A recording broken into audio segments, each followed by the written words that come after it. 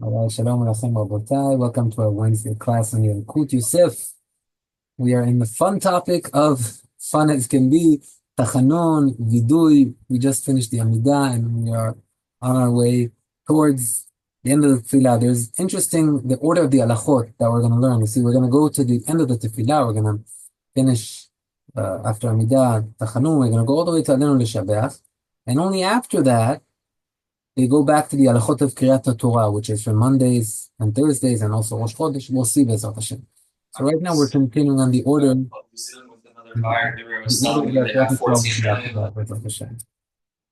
Okay, so we were over here. So now we reach Uva Letzion. We finished the Tachanoon Baruch Hashem. We did the Vidui. Now we have a Kaddish, right? So regarding Kedushat Uva Letzion, Ashrei, everybody knows. I'm reminding you halachot that we already know. That and Ashrei Shevetecha, when you reach Potechat Yadecha, just like in the beginning of the Tefillah, we always have to have kavanah that the parnasah is from HaKadosh Baruch Hu, and if we did not, we should repeat that pasuk, or if we have the ability to repeat from where we missed forward, depending where you are. At least that pasuk should be said with the proper kavanah. After that, we have Lamnatzeach Mizmor David, which, by the way, anybody know why we do not say Lamnatzeach Mizmor David on days that we have Tachanoon? Maybe we mentioned this last time. I think we mentioned it. Johnny Baruch Haba. In Lamnatzeach, it says, right, the second pasuk says, Ya'amcha Hashem b'yom tzara. Hashem shall answer you in a day of tzara, in a day of like a deep trouble, problem. Tzara could mean a war, could mean something like that. So if there's a day that we did not say Tachanoon, the reasoning behind it would be because it's a happy occasion, it's a Rosh Chodesh, it's Purim, or something like that.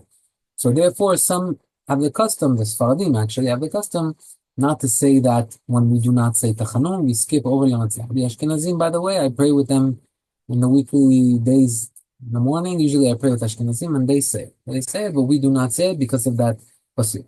But we finish Lamnatzeach, we reach Uva Letzion, Goel Shepatko, etc. Then we say Kadosh, Kadosh, Kadosh. What is this Kadosh, Kadosh?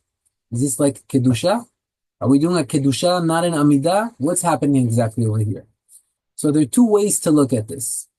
The common way to, I don't know if it's common or not, but Yalkut Yosef brings down that since the Bet Hamikdash was destroyed, this is a very special thing, this Kedusha. The reasoning, I don't know, but it says that by saying this Kadosh, Kadosh, Kadosh, it's holding the world, meaning the Bet Hamikdash got destroyed, the world doesn't deserve to be held anymore.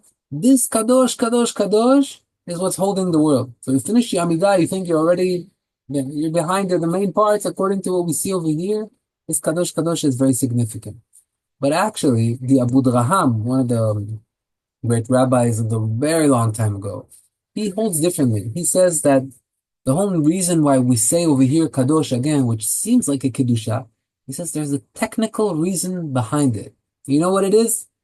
Some people are late. People didn't make it to Kedusha, they were late, and we feel bad for them. They walked in Ashrei Shevetecha. You want them to leave home without having a Kedusha? So it's like a second chance. In Hebrew, we call it Moed Bet, a second chance to succeed in the test. And therefore, we give them this second Kadosh Kadosh. And he says, by the way, that's the reason why, right after the Kadosh, you notice that there's a Targum. It's not in Hebrew anymore. It moves to Aramaic, and we read that part quietly. Why does it move to Aramaic? What's happening here? According to the Abu Draham, this great rabbi, he says, why do we translate to Aramaic? Because back in the day, that was the language that was spoken. He says, normally the people that are late, that come in after Amidah, those are the people that don't even know how to speak Hebrew. They only know their mother tongue. They only know Aramaic because they come from Bavel. So we let them read a few psukim in their language so they feel a little bit of a connection. So it's clear. So according to the Abu Draham, it's just a technical thing.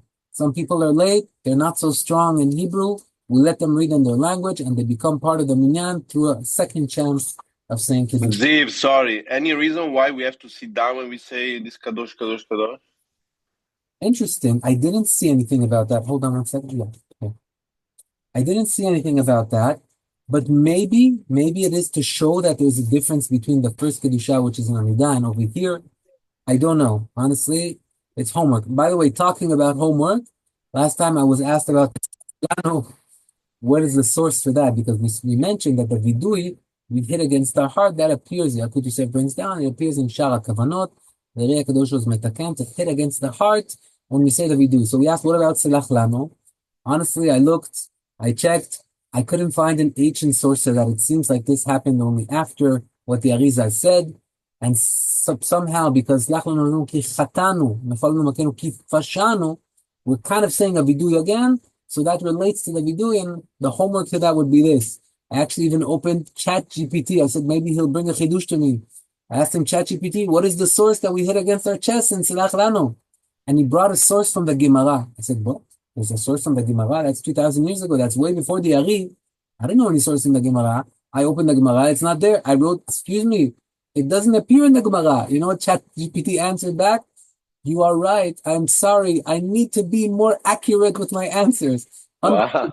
You have a discussion with him. It's known that it's phenomenal, the ChatGPT, but when it comes to Yahadut, when it comes to Jewish topics, then over there it's a little bit more difficult for him.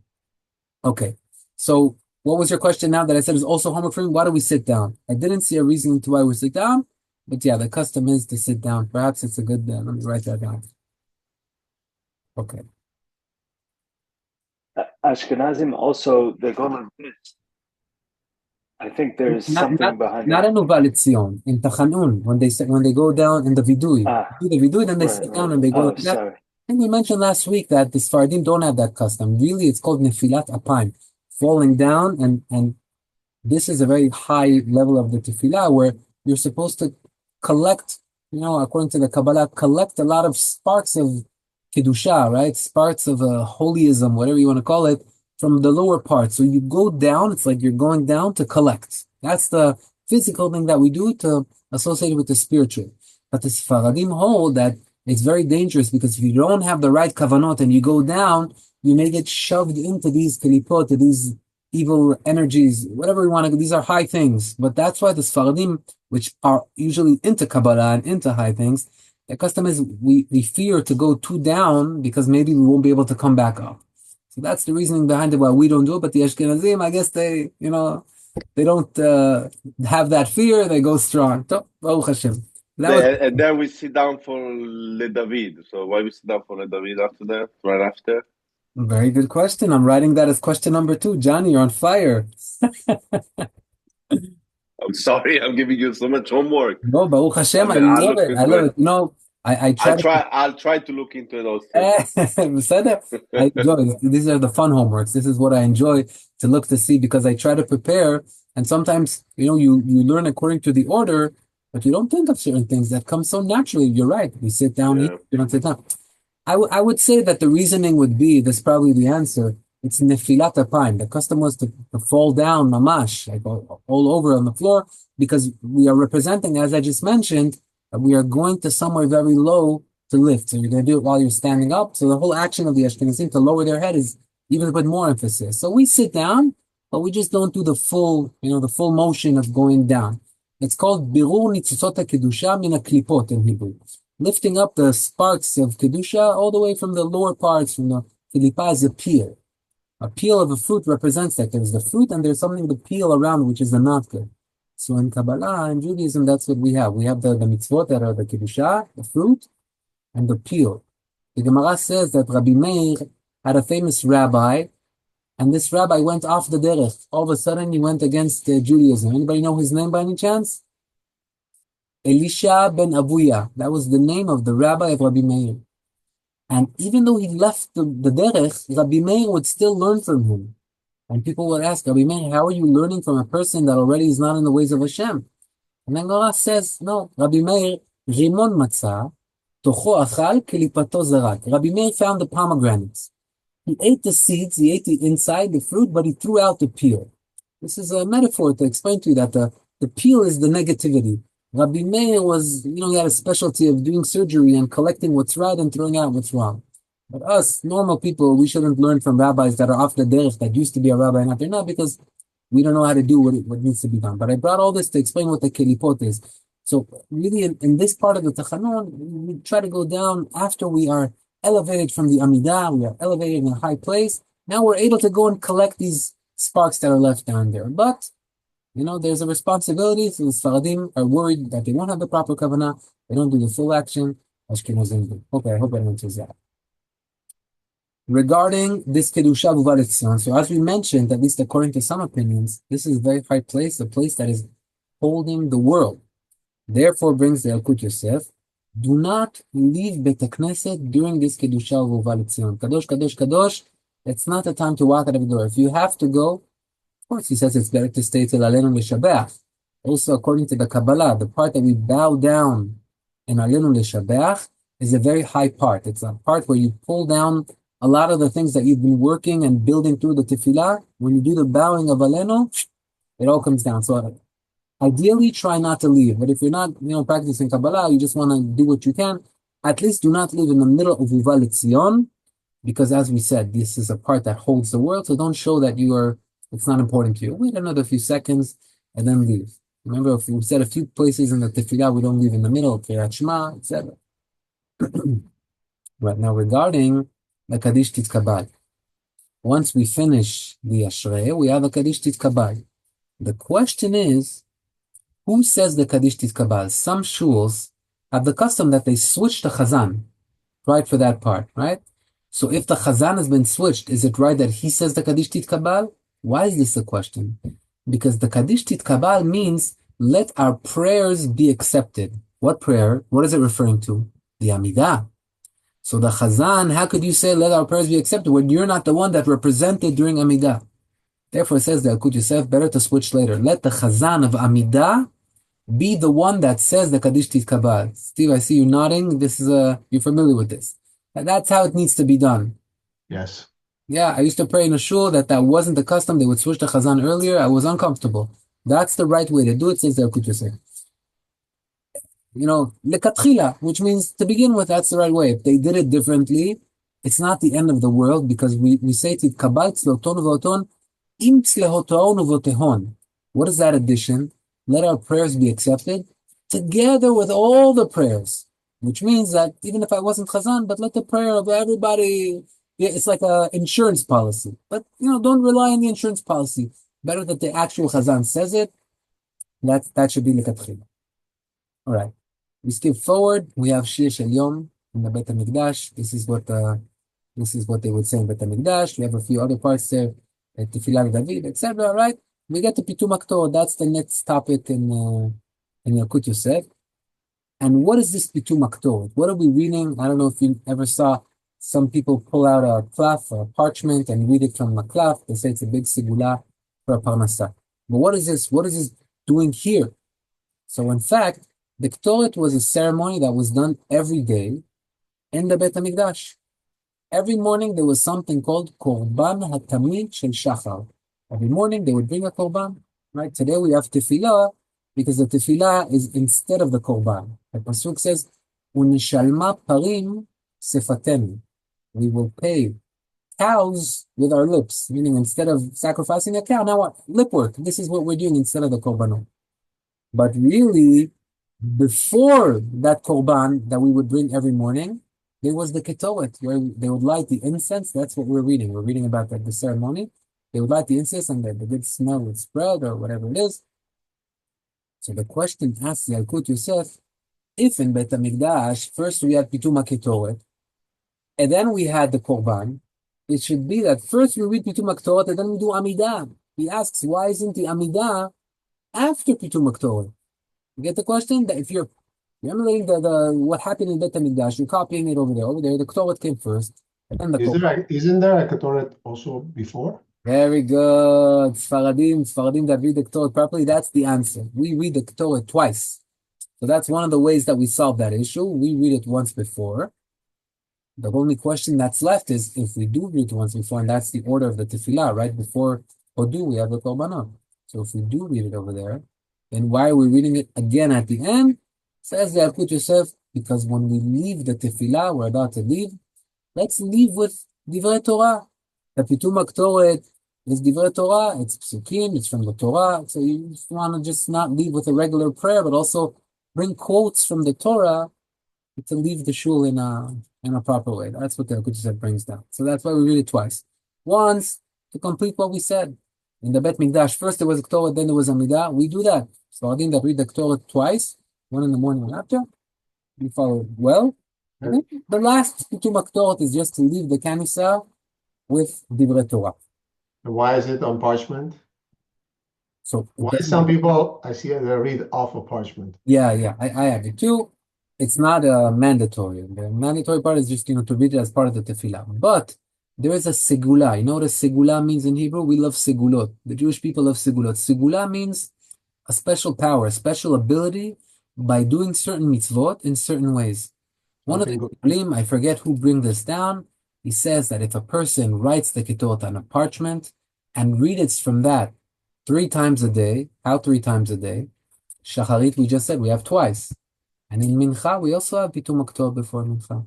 So if you read all of these from the parchment, it says it's a big sigula for Parnasah. So people, carry, when it comes to Parnasah, everybody is large on the mitzvot. They buy the parchment. It's good to read. It's definitely a good thing. You're looking for somebody. I came across a sofer over here that I think his handwriting is unbelievable. He's actually Rav Pinchas Zavichi. I'm sure you know Rav Pinchas Zavichi. There's Rav Shlomo Zavichi and Rav Pinchas. Rav Pinchas Zavichi was, a great student of Rav Ovadia. He wrote a book called Ateret Paz. He wrote many books. I even saw a shiur where he was sitting together with Rav Ovadia, and Rav Ovadia was giving him the kavod to speak. It was a big time. He's still, Baruch Hashem, he's a big Talmid Chacham. He's still writing books. I actually saw him. He came to honor my father-in-law for the Shloshim. Good that I'm remembering that this shiur be Leilu Nishmato of my father-in-law, Yuda Ben Yafa, as well as yesterday was the Shloshim of the mother of our dear friend William that has been with us for a few weeks because of the passing of his mother, late Chana Bat Avraham. This shiur should be for her Ilu Nishama as well. We did the Askara B'Shloshim here in Eretz Yisrael. Anyway, this Rav Pinchas Zavichi has a son. His name is Rav Yitzchak Zavichi. I came across his handwriting. I was blown away. So it's worth to see something special that you don't see every day. So my brother his wife called me, my sister-in-law. She said, I want to get a nice gift for my husband. What do you think? Do you know anyone that could write a Torah? I recommended him and it came both beautiful. Anyway, so this Torah has a segula. Segula for Parnasah. We jump with 2 hands when it comes to segulot for Parnasah. But do you have to? No, you don't have to. Maybe it's worth finding the source who says it. Me and my. Okay. And now we are at Alenu Leshabech. What's so important about Alenu Leshabech? So there's a joke that people call Alenu Leshabech Tfilat HaDerech. Tfilat HaDerech is a prayer that we read when we're on our way. The joke about Alenu Leshabech is that everybody's on their way out when they say Alenu Leshabech. They're walking out of shul, so it's Tfilat HaDerech. But really, we shouldn't be so quick to leave. Because of the Kabbalistic reason that I just explained, where when we bow down and we say, something happens over there, right? The tefillah that we built is coming down. But Rav Baruch Rosenblum, the huge Talmid Chacham in Eretz Yisrael, he brought a whole shiur about the importance of Alenu Leshabech. And I'm concluding a whole shiur in 2 lines. What he said is that right when we are about to leave shul, we are in a place that we have, Kedusha, and we have tefillah, and we're elevated. We're about to go out to the real world, where there's work, and there's people, and there may be Lashon Hara, and maybe things that we're not supposed to look at, etc. So he says, by bowing down, saying the Alenu, and bowing down right before we step out, it's as if we are saying to Hashem, we wanna stay with you. And this bow has the ability to break a lot of those lipot that we were talking about before, these evil sources, these evil powers, these kochot that try and pull us to do bad things. We mainly need it right before we walk out of the Bet Knesset, because that's when we face the main world. So this bowing has an ability to do that. He brings proof to this by a beautiful Gemara on a rabbi called Rav Acha Bar Yaakov. It says over there, Rav Acha Bar Yaakov, he was known with the ability to fight or to overcome demons. We don't see it today, but in the Gemara it was a common thing. They had them in shuls. So one day, they had a demon in shul, or it was like the Gemara says that it was like a snake with 7 heads. It was something terrifying. And said, what are we going to do? Oh, we know who can handle this. Rav Acha Bar Yaakov. So what did they do? They invited him over. But when he came over, the rabbi said, nobody invite him over to sleep over, so that he has nowhere to sleep. He'll have to sleep in the Bet Knesset. At night, when this guy will come, he'll handle him. This is a story in the Gemara. And at night he came, And no one invited him. He stayed there, and this thing came. Yaakov looked at it, and he started bowing towards it. And it says that every bow that he did, he knocked off one of the heads of this thing. And after 7 bows, it was. And this is a way to show that the demon here is representing the evil forces. So by bowing, you're able to break, those evil forces. It's a nice concept. I'm surrendering before HaKadosh Baruch Hu. HaKadosh Baruch Hu opens the paths for me. He makes them available. Okay. Now, what about the Kaddish Yatom? Right, we finished, just so you know, all the other Kaddishim, really, they're not called Kaddish Yatom. The Kaddish Yatom is the Kaddish de Rabbanan that we say after the Pitum Aktot, right before Alenu L'Shabach. For a Yatom, that is the most important Kaddish to say. The other Kaddishim, you can say there are customs around it, but this is the main one. Now, what happens if there is no Yatom in Bet HaKnesset? Baruch Hashem, the guy has both of his parents. He doesn't say Kaddish. Who is going to say the Kaddish now? Anybody know? Maybe elder. Oh, you're saying the elder. Interesting. Yeah, maybe. Maybe it's a nice... Maybe the Chatana, yes. But Yalkut Yosef says anybody from the crowd could say it. I think the Masharis have a custom that the Chazan says it. At least that's what I noticed, and that's what I try to do if no one's saying it. But either way, anyone from the crowd could say it. The only thing is, says Yalkut Yosef, that person needs to ask permission from his parents. If he knows he's in a minyan that there's no one to say Kaddish, and his parents are alive, say, Mom, Dad, I'm saying Kaddish. Why do you have to ask permission? Some parents are scared. You're saying Kaddish and we're alive? This is said only Chas v'Chalila. We don't want to deal with that. Really, Baruch Hashem, there's no problem with that. It's a powerful spiritual thing.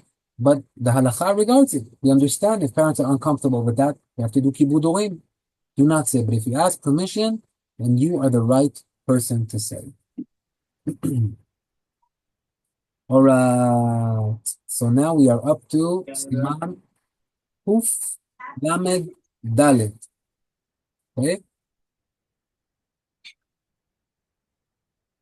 He mentions over here before we begin the Kriyat Sefer Torah, because I told you once we finish the Tachanoon, once we finish the Tefillah, we're going to Kriyat Sefer Torah. So we're about to start the ילקוט of Sefer Torah, but he says that on days that we read the Sefer Torah, which is Mondays and Thursdays, the custom is to say longer Tachanunim, right? We have the Vehu Rachum, so he attaches this to that part of Tachanun, even though now he's talking about ילקוט of Sefer Torah, and he says that it's very important. Don't try to skip it, don't try to avoid it, and in fact, if you missed it, make sure to complete it, says the Yalkut Yosef, because it's very important.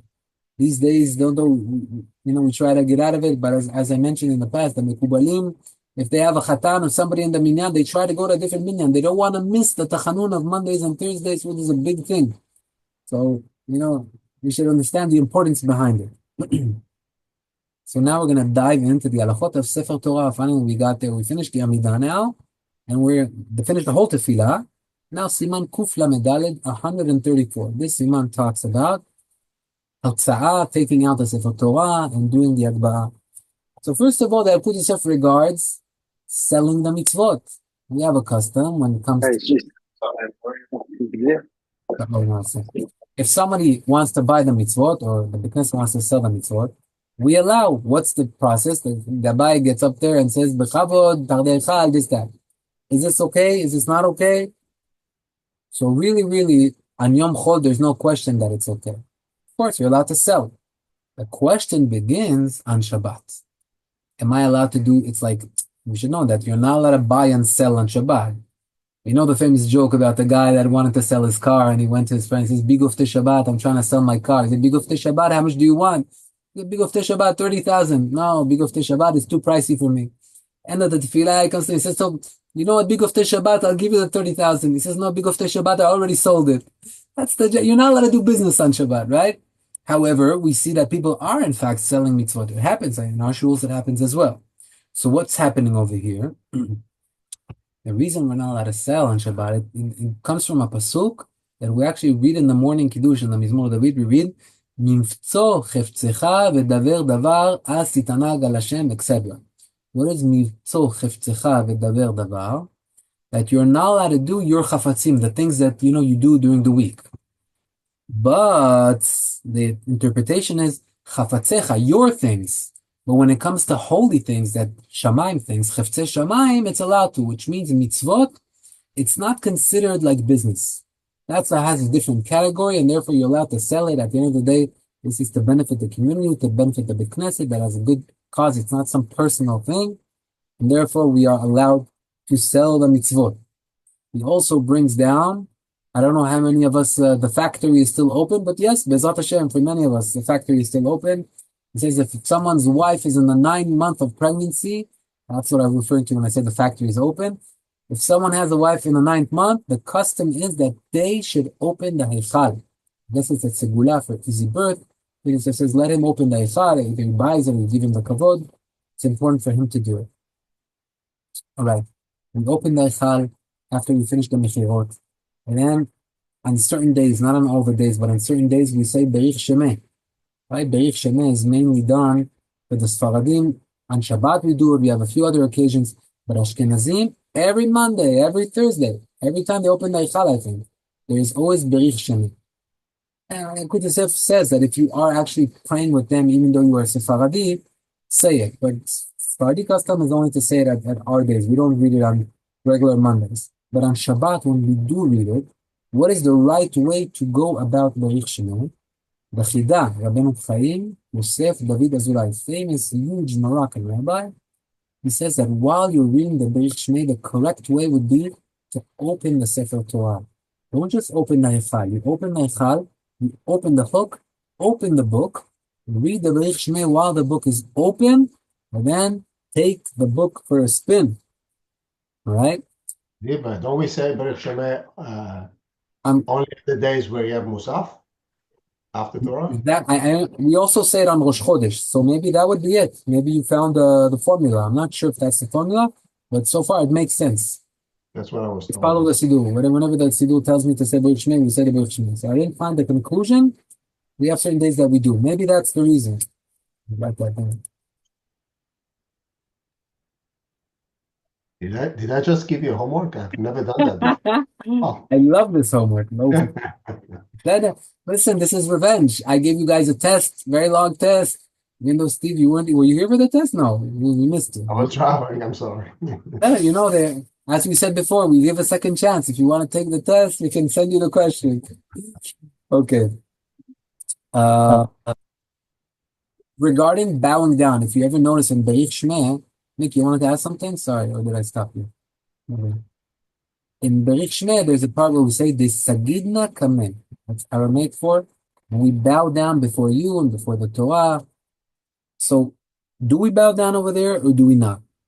What's the question? Sorry, Ziv, where does it come, this Berich Shemeh? I know it's for Parnassah, for this, but מאיפה זה בא, this? מהזוהר הקדוש. The Berich Shemeh is written in the Zohar HaKadosh, and the Chida says the right time to read this part of the Zohar HaKadosh is when the Sefer Torah and the Bima and the Eichal are both open.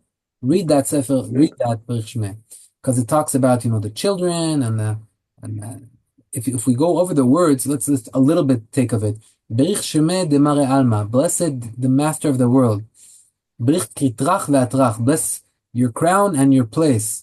You should be with your people of Israel. Let me read it from inside so I don't skip words. And give us the good and accept our tefillot. It's like a general tefillah that includes so many different things within it.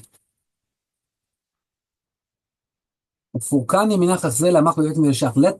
the Jewish people see the rebuilding of the Bet HaMikdash. So that we can receive from your light and accept our prayers with mercy. Please give us a long life. And please count me, your servant, amongst the tzaddikim. So that you have mercy on me and you protect me. And you should protect all the people of Israel. You give the parnassah to everybody. You control everything. You control all the kings and the kingdoms. Is yours. And then we get to the main part. I am a servant of you, Hashem. And I bow before you. And I bow before the honorable Torah. The Torah is open, the Heichal is open, and that's the part where we bow down. It goes on here about a lot of, you see, there are key things in this tefillah, so it would make sense why the Tefillah said that from the Zohar Kadosh, we should read it over here. And then it's in Aramaic, I'm guessing, so everybody, back then it was the main language, so everybody can say it, everybody's like... Probably, that makes, but it's from the Zohar. When you're bringing something from the Zohar, you got to stick to the language. So this is already a question on why the Zohar is in Aramaic. There's also reasoning behind that, but that mainly that was the language that was spoken over there. There's also something about the ability of the negative forces to glue to something if it's in Hebrew, if it's in Aramaic. Let's not dive so much into that, but yeah, the language that was spoken in the time of the Gemara and the Zohar, Rabbi Shimon Bar Yochai wrote this 1600 years ago. That wasn't happening in Bavel, right? So those were the languages that were, or at least the Talmud Bavli, but that's the language that was spoken. So let's just finish with this because we went 1 minute over time. Do we bow down or not? What's the question? I'll tell you what the question is. We learned that you're only allowed to bow down in places that Chazal said that we bow down. We have the places in Amidah, the 4 places. He said if you want to add extra bows in your berachot, you can't do that. At least when you finish the beracha, you can't do that. So you're going to add a bow over here. This is not brought in Chachamim. This is the Chidah brought from the Zohar, which is a few hundred years ago. He says, do it here, bow down over here. So can we or can we not? Says Rav Ovadia, says Yalkut Yosef, since the actual words are saying to bow, it's not like we're going against Chazal. We are just showing with our body what the words are saying. So even though Chazal didn't say we have to bow down over here, it would be okay and it would be right to bow down at the part that we say Hashem, we bow down before you and before the Torah that is before us right now. It's kind of the same thing as Aleinu L'Shabach. Aleinu L'Shabach is exactly the same. What do we say? Anachnu korim mishtachavim. We verbalizing. We are bowing down. It's exactly the same answer there. Chazak u'baruch. Since we are verbalizing the action of bowing, we are allowed to do it, even though Chazal did not say that you have to bow down over there. All right, Rabotai, Chazak u'baruch. Chazak baruch. Thank you. Thank you, Zip. Chazak u'baruch. All the best. All the best. Bye, everybody.